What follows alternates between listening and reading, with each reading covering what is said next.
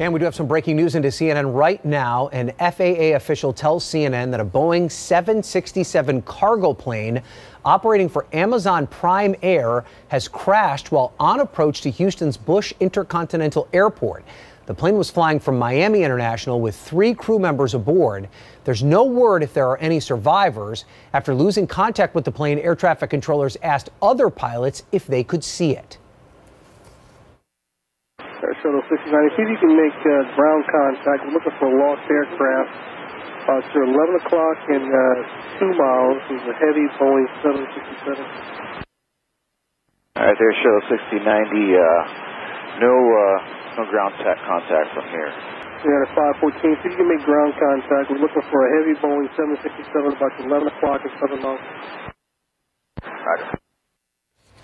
The NTSB this hour is sending a GO team to the scene, and joining me now is CNN transportation analyst Mary Schiavo. She served as the inspector general at the Transportation Department. Now, Mary, we're told this is a cargo plane, but it is a 767, which can be a passenger plane if adapted properly. What are the differences between the cargo model of a plane like this and a passenger airline? Well, actually, not a lot of differences. Obviously, all the seats are out and they have cargo pallets put in the plane.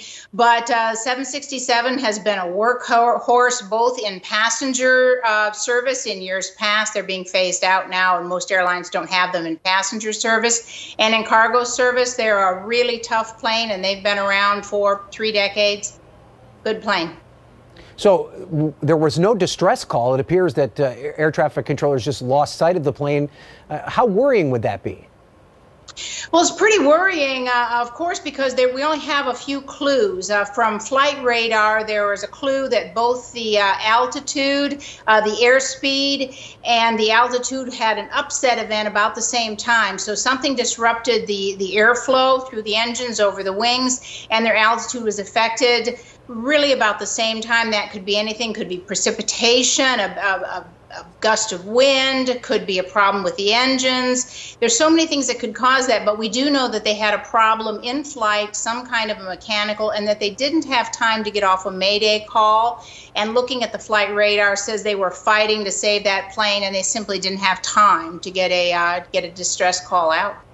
So what will be the first things that investigators will be looking for and looking at as they begin this look into exactly what happened here?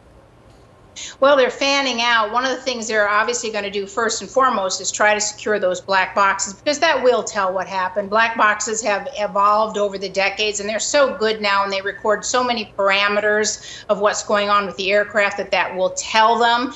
Given a precipitation report and some kind of an upset event, they'll obviously be looking at all of the weather radar. And finally, they're going to be looking at that cargo manifest. Given it was a cargo plane, they want to know what's in the hold. Could something have caught fire? Could something have exploded?